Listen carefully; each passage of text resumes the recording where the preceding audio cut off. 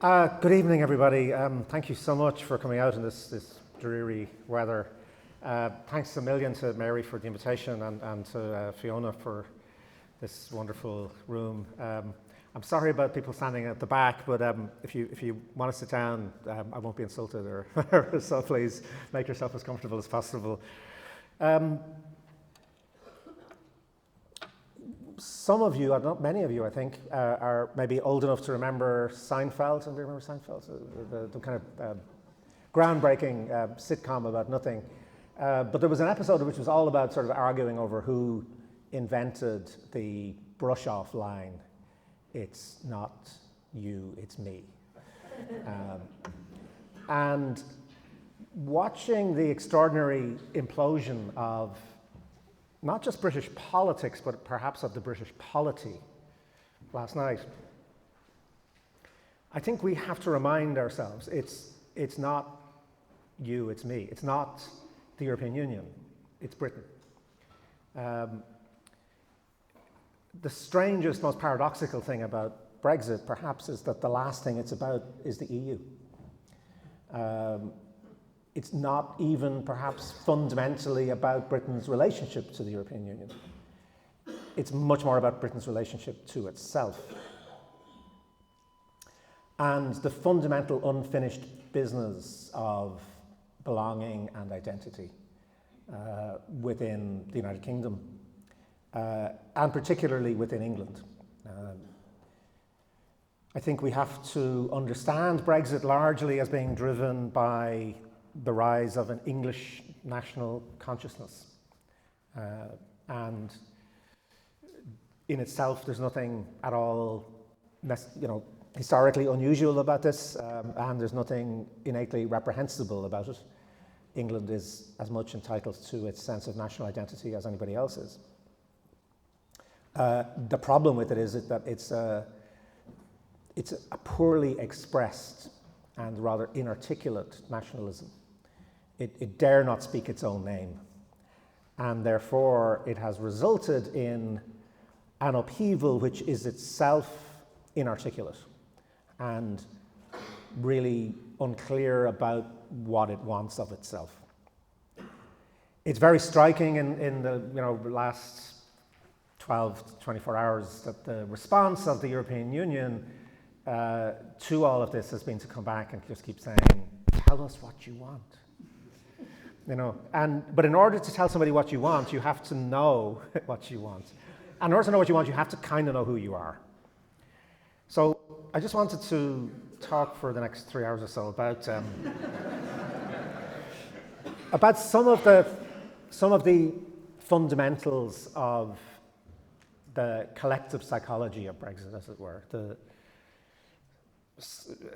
I never imagined myself going into a process of trying to psychoanalyze a nation, but I'd probably end up trying to do that a little bit. I hadn't really intended to write a book about Brexit at all because it's not really capable of being written yet. You usually want to know what the story is. Nobody knows what the story is. Nobody knows what the story is as it's been unfolding, so journalistically it's one of the strangest stories I've ever covered. Usually as a journalist, you always think, maybe it's the delusion of journalists, but you always think somebody knows what's really going on, and that if only you could find that person, you would really understand it. And it actually took quite a while with Brexit to realize, no, nobody knows. So in that sense, it's not really a great thing to write a book about, but also in just another sense that obviously our historic notion of what a phenomenon is very much shaped retrospectively by where it ends up, and we still have no fundamental idea as to what that might be. But I thought there was a different kind of book to be written, or a different kind of thing to explore, and it really, I was down in the Burren, supposed to be on holidays, and Boris Johnson resigned from the British cabinet, as he was always going to do once the vague prospect of taking responsibility for anything might even hove onto the horizon. And in his resignation letter to Theresa May, he said, the Brexit dream is dying. And it just, kind of one of those moments I started thinking, what's the dream? What's the dream world of Brexit? What's its unconscious, as it were? And so what I kind of started writing was an attempt really to just explore that unconscious. I recently came across, just a couple of weeks ago, I hadn't seen it before, I wish I had, a poem written by the very distinguished Scottish poet Douglas Dunn. And it was written in 1969, so even before Ireland and Britain joined the European Union. And it's called A Poem in Praise of the British. It's quite a long poem, but I just like to quote a little bit of it. He says, "Where did all that power come from?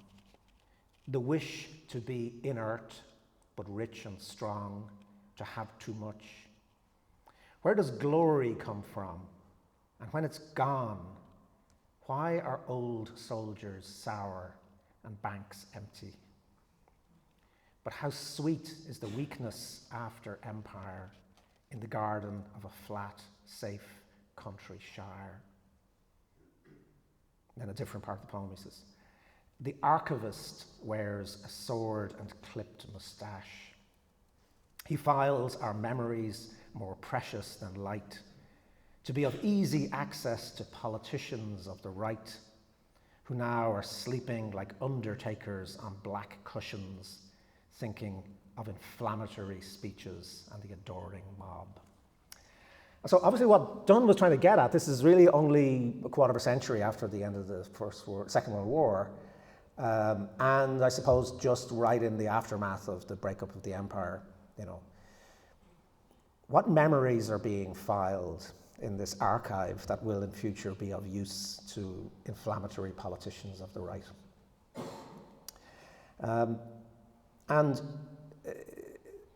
what I want to suggest really is that Brexit really can't be understood unless we think about it in relation not to British history so much, but to a particular British idea of history, an idea of how history unfolds. And so Brexit is driven partly by sort of, you know, filed away half memories of the Second World War and empire, but framed in a way which also sort of tries to engage with the idea of history itself. And the fundamental problem of Brexit is the problem of Ireland, of course. Ireland is not so much the backstop as the doorstep on which Brexit stumbles on its way out. It can't leave.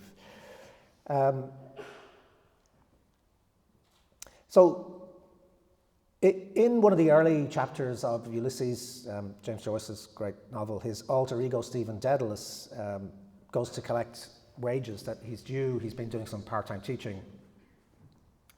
And the opinionated headmaster, Mr. Deasy, talks at him a lot. And one of the things he talks at him about is history. He keeps talking about history. "History," Stephen replies, "is a nightmare from which I am trying to awake." And then, you know, this is done from Stephen's perspective in his mind. "From the playfield, the boys raised a shout, a whirring whistle, goal. What if the nightmare give you a back kick?" So the great difficulty of Brexit, as we know here, was always going to be Ireland. It's the return of the repressed. They didn't talk about it, they didn't articulate it, they didn't deal with it, they had no plan for it. And now they're surprised that it's become a problem. But it's not just because of the obvious things, the enormous practical problems of dealing with the border, which we know about, and I'm not going to go into here.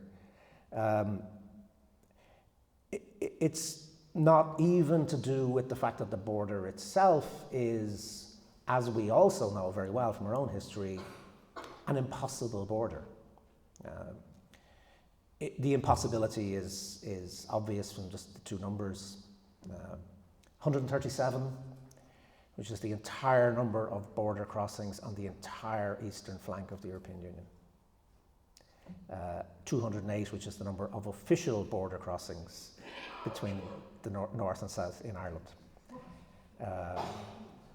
The Irish Army did a survey just before Christmas, and they found about 310. I suspect the number is actually infinite. It was Mandelbrot, the great mathematician who invented kind of fractal geometry. One of the questions that he asked to try to explain fractal geometry, thanks be to God, somebody tried to put it in terms that people like me could understand, but he asked the question, how long is the coast of Britain? And of course he pointed out that the more you measure it, the longer it gets. I mean, the better your measurement is, you go into every nook and cranny. And the Irish border is exactly like that, of course. The more you look at it, the bigger it gets, the more crossings there are, the more porous it becomes.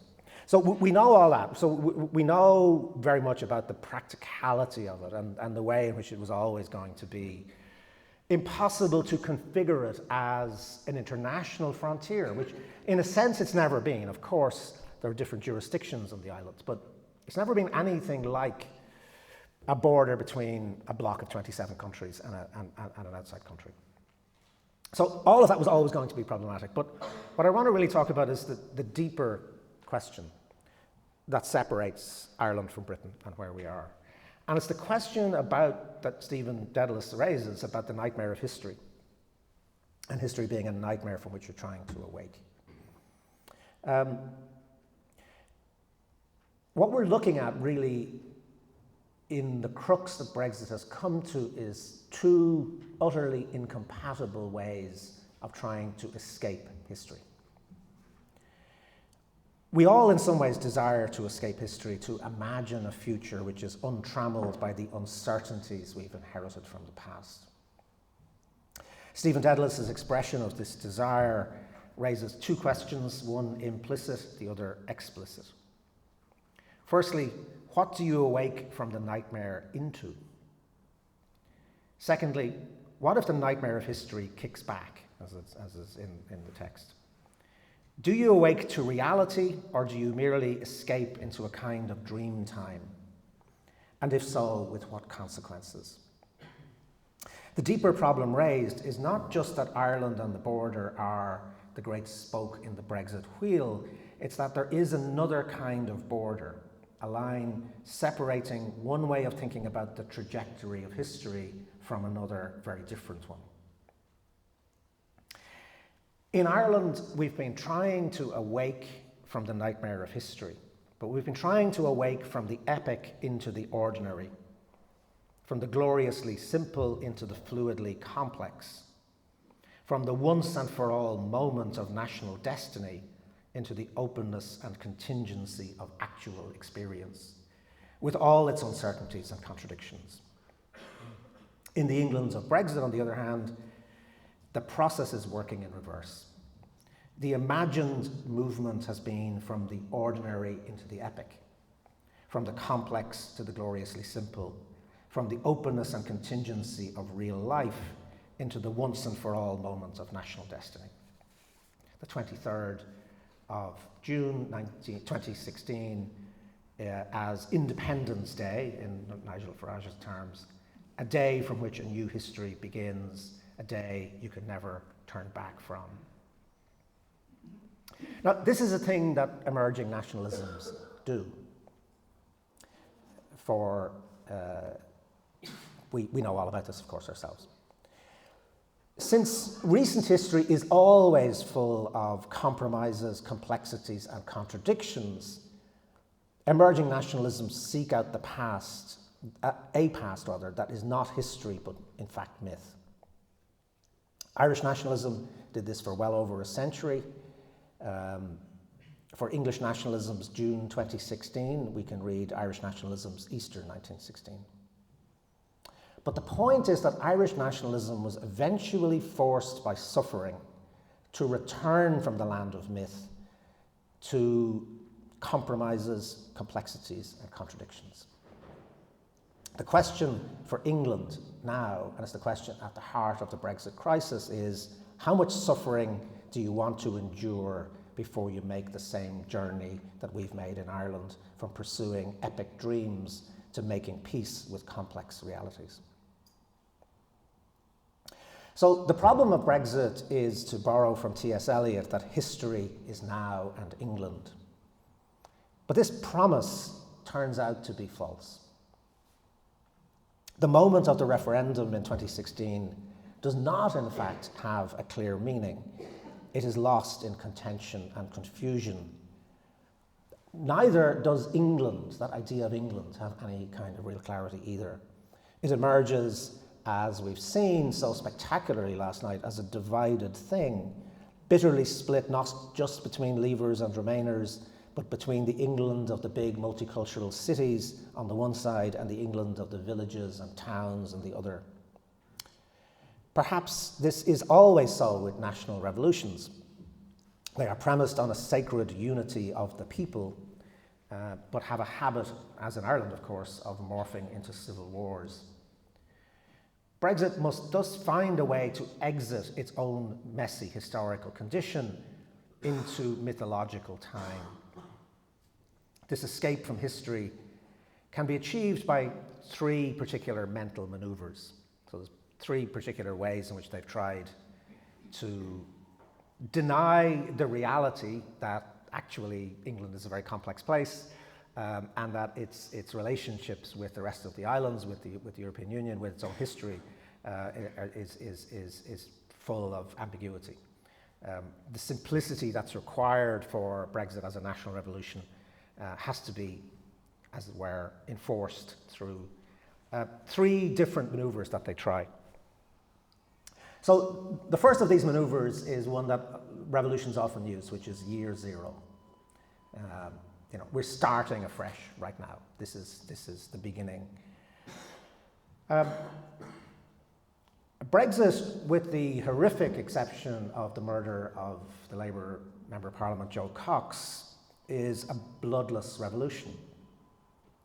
And in this, it could claim to be characteristic in some ways of English and British history, certainly recent history.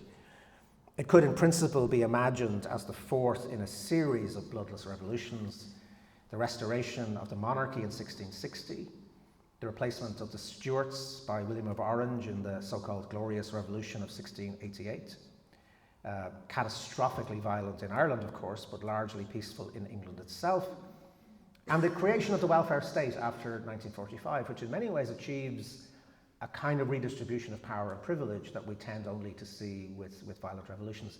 Of course, there was violence in its background, which was the violence of the Second World War, which kind of fed into it, but in itself it is a bloodless revolution. Now, these first three bloodless revolutions each had a different distinctive character. They're respectively a restoration of a previous regime, which was the restoration of the monarchy in 1660, the replacement of a governing elite in 1688, and the redistribution from the elites to the masses in 1945. So, which of these does Brexit most resemble? All of them and none of them. And this is maybe why it's so incoherent. It wants to be a restoration. So part of its claim is, take back control. We're going back. We are restoring something which has been lost. There's the idea of restoring Britain as a great power and of an England as it used to be, implied, of course, overwhelmingly white, with fewer foreigners. But of course, neither of those things is really possible. Britain is not going to be restored as a great world power, and England is never going to become the white country that it used to be. It is a kind of elite transfer of power, if we think about the Glorious Revolution of 1688, but what a negligible one. Replacing a Catholic monarchy with a Protestant monarchy in the 17th century was a very big deal. Right? It was a really kind of fundamental shift in the nature of the elite. Replacing David Cameron with his own Home Secretary, who, like him, after all, had voted Remain, doesn't have those epic reverberations, to put it very mildly. Brexit has rhetorically hinted at being a recommitment to the welfare state. So the third of the bloodless revolutions, the welfare state one, it seems to sort of want in some way to connect itself to that. The famous claim of the 350 million a week for the NHS, mendacious as it was very effective because it spoke to something.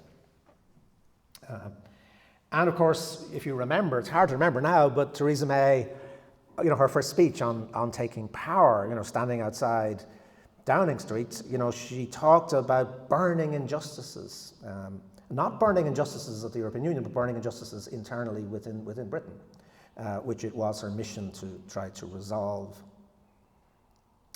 But the 350 million was a lie, of course, and there was no chance that May was going to be the new Clement Attlee. So the historical models of peaceful transformation that the British are working off just don't actually function.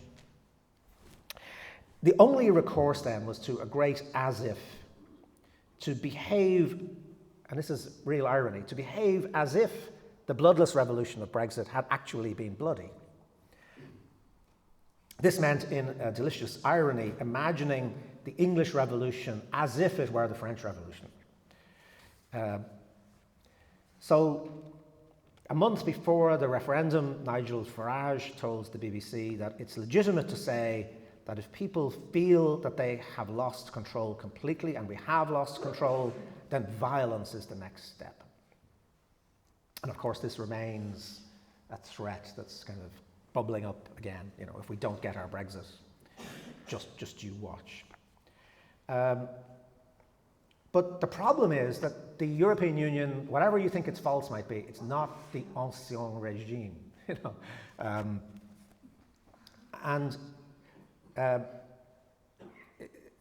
The fundamental problem of Brexit is that it is a response to imaginary oppression. So, in order to create the energy for Brexit, you have to imagine yourself as being intolerably oppressed.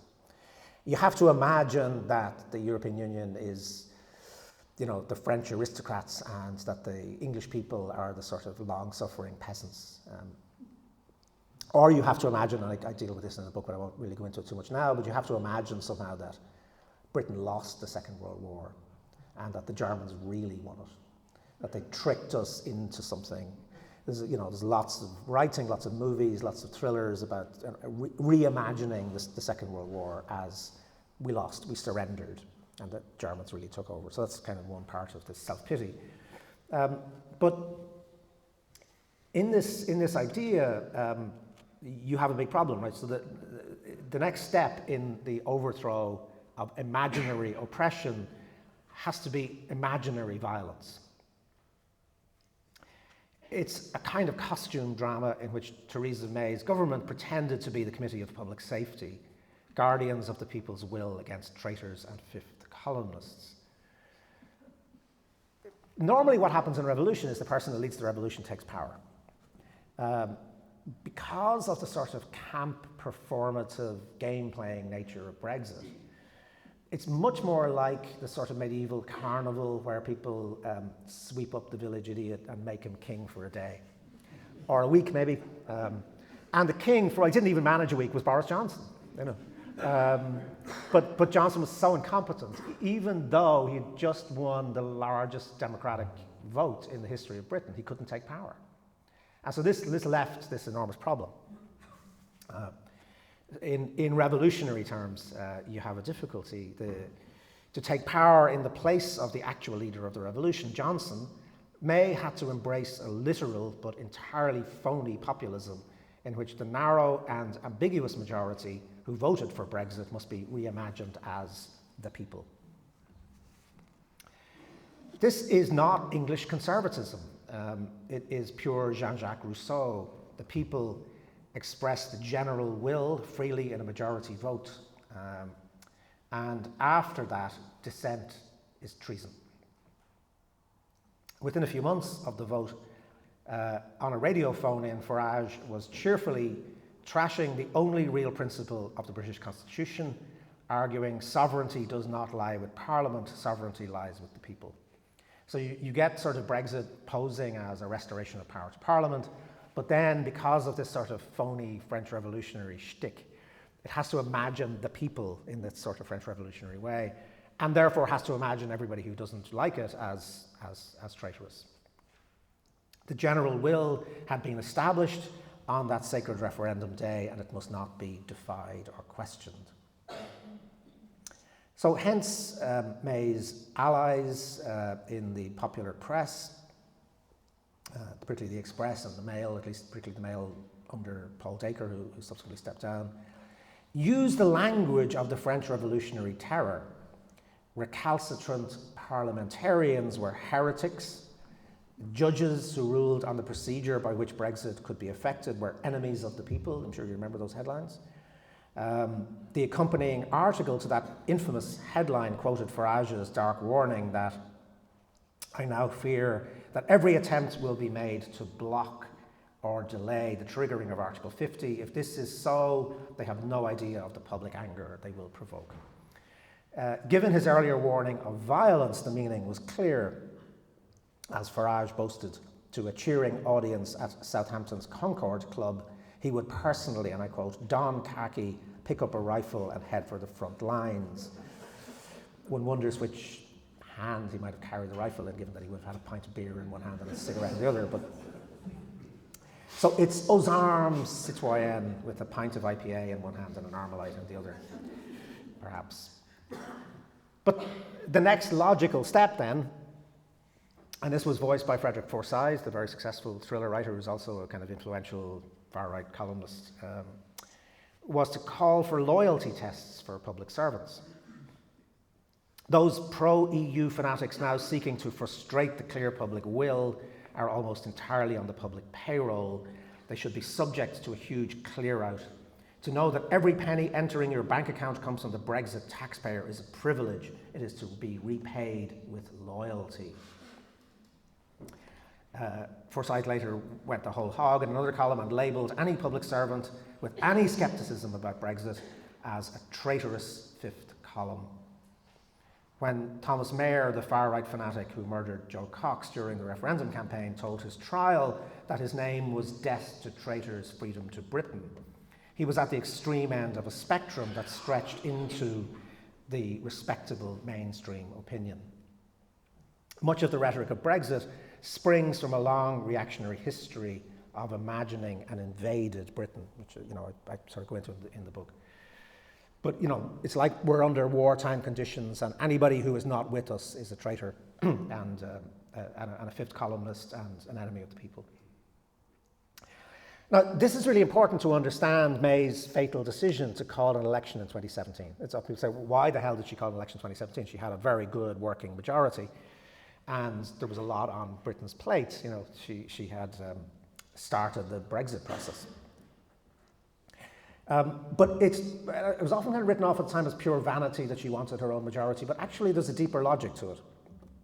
It's the inevitable result of the rhetoric that she had adopted when in her first flush as leader she told her party conference that if you believe you are a citizen of the world, you are a citizen of nowhere, evoking the far-right trope of rootless cosmopolitans who did not deserve citizenship. A working majority is just not enough when such ideas are in the air. In a revolutionary war, a united people must have a unified parliament and a single uncontested leader. One people, one parliament, one ring to rule them all. So the election in 2017 was to ensure that the opposition would be reduced to a token smattering of old socialist cranks and self-evidently traitorous Scots. Crush the saboteurs, screamed the Daily Mail's front page when the surprise poll was announced. Britain would become, in effect, a one-party state. And overawed Europe would bow before this display of British staunchness and concede a Brexit in which, of course, cake supplies would be infinitely renewed. Now, May was actually rather woefully miscast as the Madame Defarge of the Brexit Revolution, the embodiment of the popular will sending saboteurs to the guillotine. But her wavering embodied deeper contradictions. The idea of a single British people united by the Brexit vote was self-evidently ludicrous. Not only do Scotland, Northern Ireland and London have large anti-Brexit majorities, but many of those who did vote for Brexit were deeply unhappy with the social effects of the Conservative austerity policies. So this year zero French revolutionary way of trying to escape history just didn't work. The Committee of Public Safety phase of the Brexit revolution finished less than a year after the referendum, ending when the Tories squandered that majority in June 2017. The attempt to evoke the people as a single entity and to mobilize it against traitors had simply failed. So then we had to move on to the second strategy. Once the French revolutionary fantasies were done with, the next escape hatch from history was heroic failure. The grand cock-up is not new, and in English historical memory, it's not shameful. It's striking if you ever go up the Mall, you know, that great processional way up to Buckingham Palace, and just on the right-hand side, there's a kind of large area off it for statues and memorials. And Stephanie Barchevsky, the historian, pointed out that every single one of the memorials is from a disaster. It's Scott of the Antarctic. It's the Charge of the Light Brigade.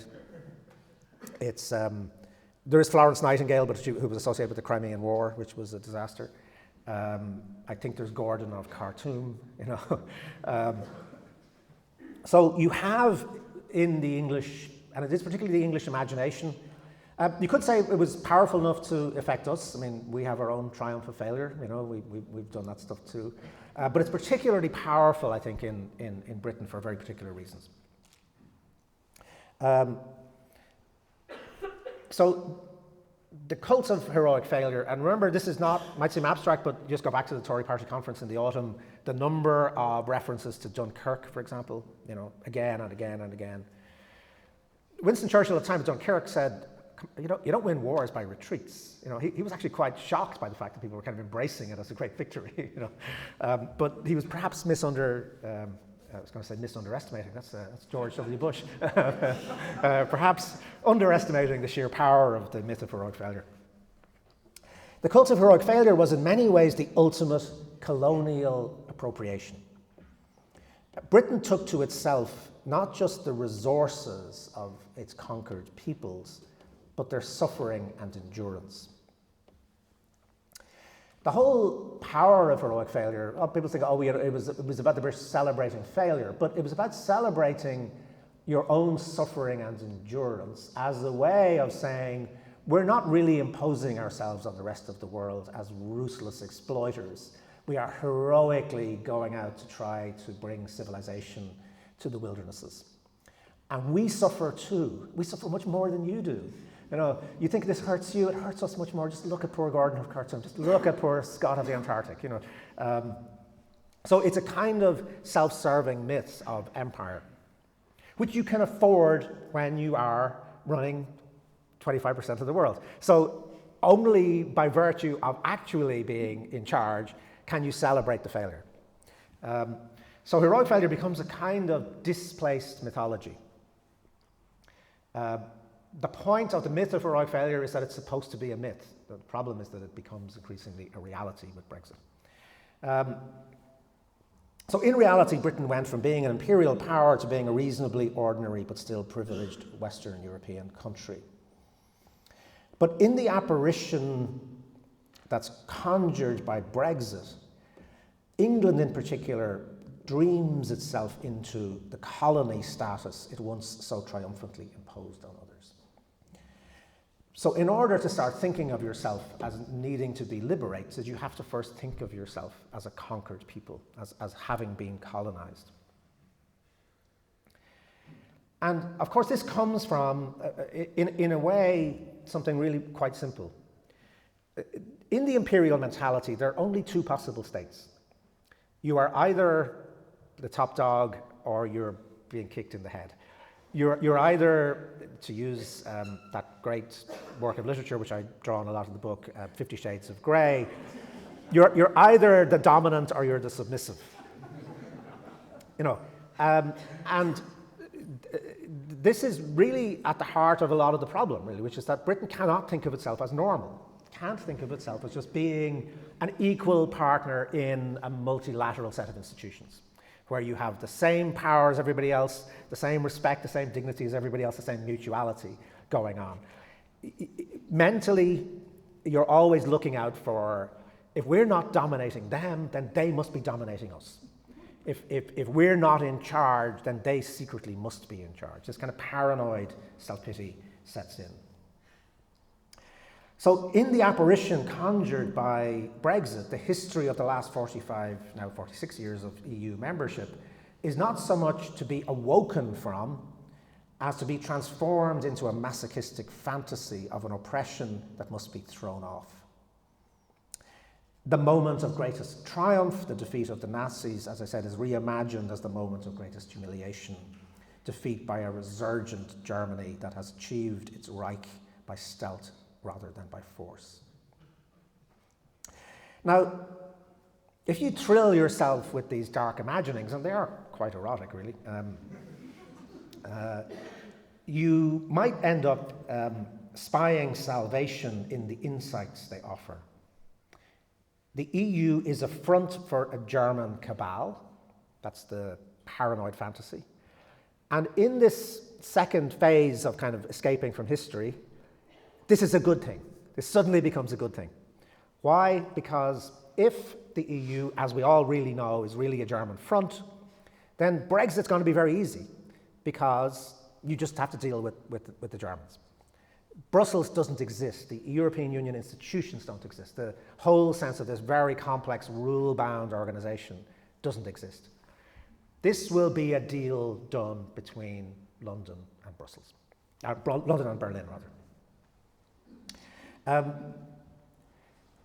David Davis said during the referendum that, and I quote, "The first calling point of the UK's negotiator in the time immediately after Brexit will not be Brussels.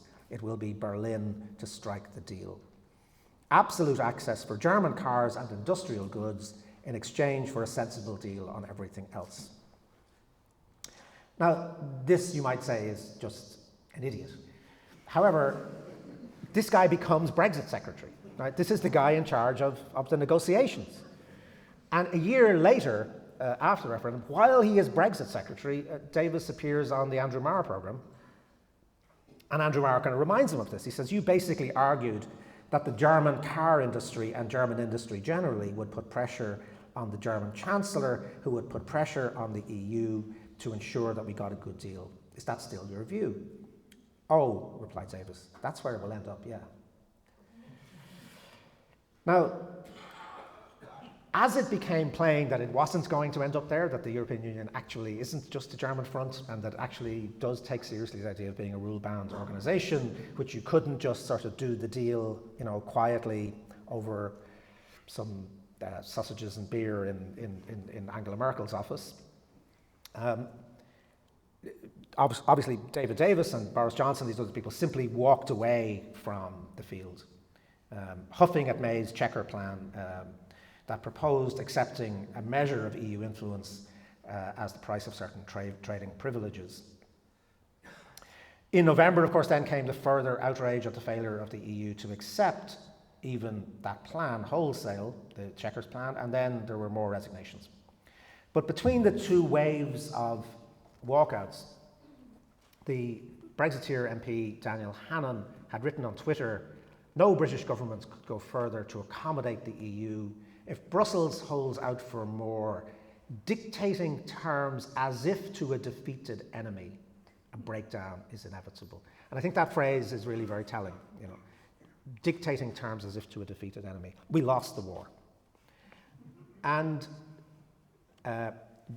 this morning in the European Parliament, Nigel Farage used exactly the same phrase, that Brussels has been dictating terms as if to a defeated enemy. So this German fantasy, again, it was sort of started off as a fantasy that this is what would save Brexit. We just do the deal with the Germans and then it will all be fine. And then when it goes sour, it's those Nazi bastards are dictating terms to us as if we'd lost the war again. So it hovers between this kind of fantasy of this is the way of escaping the problems of Brexit to this is exactly why we're stuck with this. They're punishing us for beating them. Now, this idea that Hannan aired there of a defeated Britain having to rise again in a national rebirth dovetails with the third and strangest mental manoeuvre to escape history, which is the idea of Britain as Ireland. this one is, you're going to think you're on LSD with some of this, but anyway. So, Hannon, who's a very kind of influential figure, you know, in all of this, he's kind of one of the people who's kind of driven this for a long time. He's a genuine zealot, right? So we must give him some credit. He's not like Boris Johnson, who just, you know, just says whatever is good for Boris Johnson. I mean, Hannon is a true believer. But Hannon, when the Chequers proposals came out, Hannon actually directly compared them to the approach of the pro-treaty side in the early years of Irish independence. And I quote, "When the Irish Free State left the UK in 1921, there were all sorts of conditions about treaty ports and oaths of supremacy and residual fiscal payments. And what very quickly became apparent was not just that those things were unenforceable once the split had been realised, it was that everyone in Britain kind of lost interest in enforcing them. And that there were some difficulties along the way in the 1920s, although there were some difficulties along the way in the 1920s, it turned out to have been better to have grabbed what looked like an imperfect independence and then build on it rather than risking the entire process." And here's where you have to hold on to your brains. In this vertiginous analogy, interwar Britain, you know, Britain of the 1920s and 30s, is today's EU, and Ireland then is Britain now. So, you know, what Britain was in the 1920s and 30s to the Free State, that's the European Union now, and Britain has replaced Ireland. So the idea, of course, is that we can do the same thing that Ireland did. You can sign up to a treaty, you can take out all sorts of obligations, and then you can kind of slip out of them, and people will forget. It'll be fine. But this is very powerful. I mean, this may seem mad, and it is mad, but it's a very powerful idea. And I mean, Michael Gove, for example, who's playing a very interesting game in all of this, has been hinting at this again recently. You know, look, just sign up to the deal. It doesn't matter. You know, get the withdrawal thing done. Sure, a couple of years' time, we can just tear it all up again. Just look at De Valera, you know. So, but isn't it? Did we ever think we would get to the point where the British would be taking Ireland's independence from Britain as the model for the way in which they wish to shape their future, and taking Eamon de Valera really as their gold standard of political operation? So the British are now the people against whom they themselves once unleashed Oliver Cromwell and the Black and Tans. They're the gallant natives of a conquered territory rising up against their imperial overlords. Now, for those of us who are Irish, it is tempting to take this as a compliment, but it has one flaw. Britain was not colonised by the European Union. By no stretch of the imagination, and the elasticity of the Brexit imagination is quite astonishing, can the relationship between Brussels and London be credibly compared to that between London and Dublin before the Free State, let alone that between London and colonial Delhi or Nairobi? 46 years of modern history in which the UK has been deeply and profitably intertwined with the EU are here being evaded. But so too, at the same time, is the actual living history of that part of the United Kingdom known as Northern Ireland. As we know, the latest Future of England survey reveals that a breathtaking 83% of Leave voters agree with the proposition that the unravelling of the peace process in Northern Ireland is a price worth paying for a Brexit that allows them to take back control.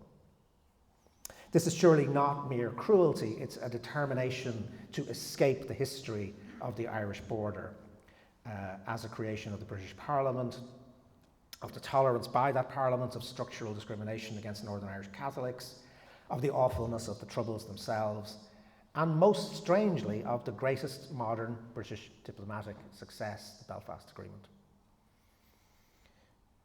So, forget the endless bickering over the technicalities of the Irish backstop.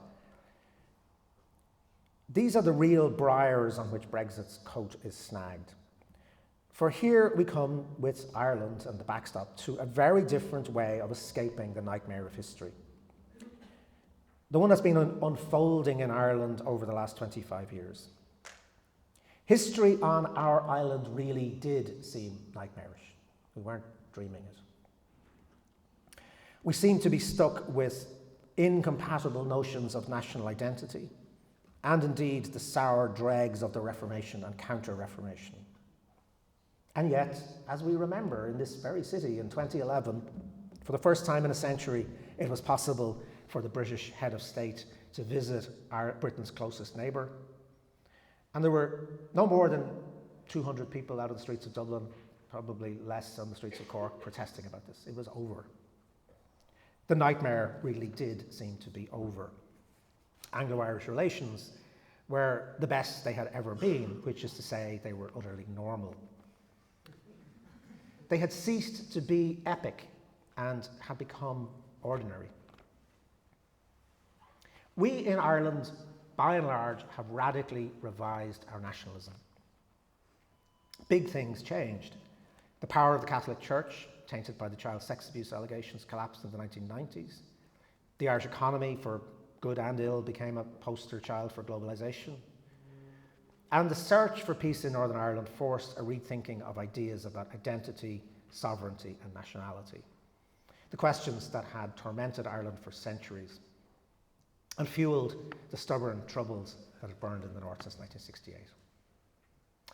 Resolving that seemingly interminable conflict could not be done without being radical. Things that nation states do not like, ambiguity, contingency, multiplicity, would have to be lived with, even embraced. Irish people, for the most part, have come to terms with this necessity. The English, as the Brexit referendum suggested, have not. This is why the Irish border has such profound implications for Brexit. It's a physical token of a mental frontier that divides not just territories, but ideas about national identity.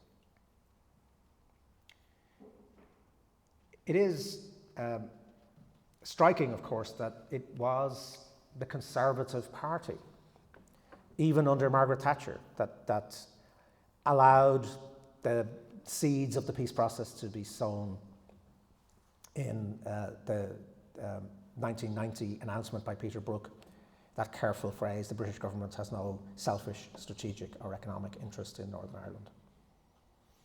And this phrase, since embedded in international law to the Belfast Agreement, is remarkable. Sovereign governments do not ordinarily declare themselves neutral on the question of whether a part of their own state should ultimately cease to be so. But even more remarkable, I think, was the parallel shift in the Irish position. Since Ireland became independent in 1922, Dublin had always looked on Northern Ireland as a part of its national territory, unjustly and temporarily amputated by partition. Now, of course, the Republic too withdrew its territorial claim. I often wonder whether the referendum in 1998 was so overwhelmingly passed because we didn't really read what we were voting for. Just how radical it was, just how radical the change in the definition of national aspiration was in the Constitution. So we deleted, of course, all reference to the idea of the reintegration of the national territory, and we put in something that talks about people. The new articles in our Constitution talk about the stated desire in harmony and friendship to unite all the people who share the territory of the island of Ireland in all the diversity of their identities and traditions. These plurals resonate. Irish nationalism rests itself now on notions of shared space and of multiple identities. Within this shared space, Irish nationalism and Irish identity are understood in radically new ways. The Belfast Agreement recognises, of course, the birthright of all the people of Northern Ireland to identify themselves and be accepted as Irish or British or both as they may so choose. It accepts, in other words, that national identity and the citizenship that flows from it is a matter of choice. Even more profoundly, it accepts that this choice is not binary. Those lovely little words, or both, which I think would be nice to put on our flag in the middle and the white bit, stand as a rebuke to all absolute and absolutist nationalisms. Identities in the way we've had to reformulate our sense of identity are fluid, contingent, and multiple. This is how you awake from the nightmare of history into an embrace of the complex and fluid identities that real people have. When these ideas were framed and entrenched by the referendums on both sides of the border, there was an assumption, of course, that there would always be a third and shared European identity. In the preamble to the Belfast Agreement, the British and Irish governments evoked the close cooperation as partners in the European Union that they had shared. The two countries joined the then EEC in 1973, and particularly after the creation of the single market in 1993, with the free movement of goods, services, capital and labour, the Irish border, as we know, became less of an irritant and more something that we kind of noticed by its absence. While all of this was being done, nobody was thinking about the emergence of another force, English nationalism. There were, as framed in the Belfast Agreement, just two nationalisms on these islands, Irish and British, and they had been reconciled in a creative and civilised way. But the UK contained in every sense other national identities, Scottish, Welsh and English. In Scotland especially, a sense of difference was evident in the devolved Parliament and growing demands for independence. But few of us foresaw, and I very much include myself in this, that the decisive nationalist revolution on these islands would not occur on our part of the Irish Sea. It would not even occur in Scotland. It would be the English nationalist revolution. Brexit is unmistakably a nationalist revolt, albeit one that is contradictory, incoherent, and not fully articulated.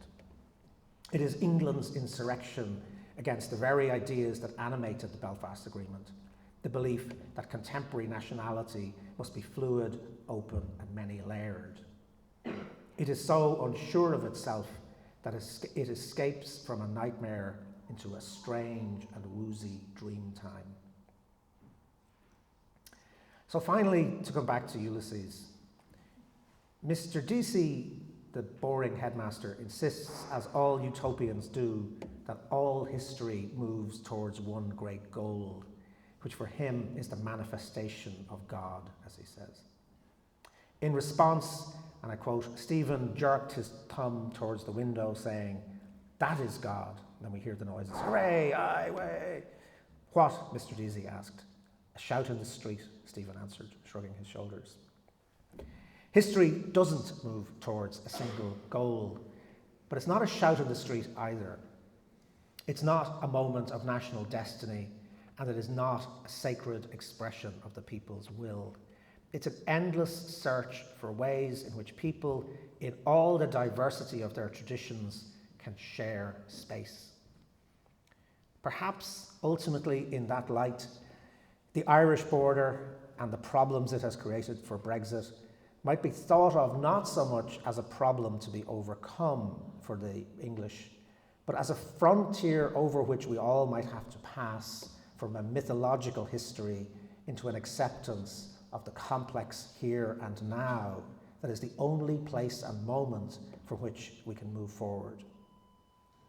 Perhaps, to adapt that great Anglo-Irish thinker, Johnny Rotten, Ireland might be the place in which there is, after all, a future in England's dreaming. Thank you.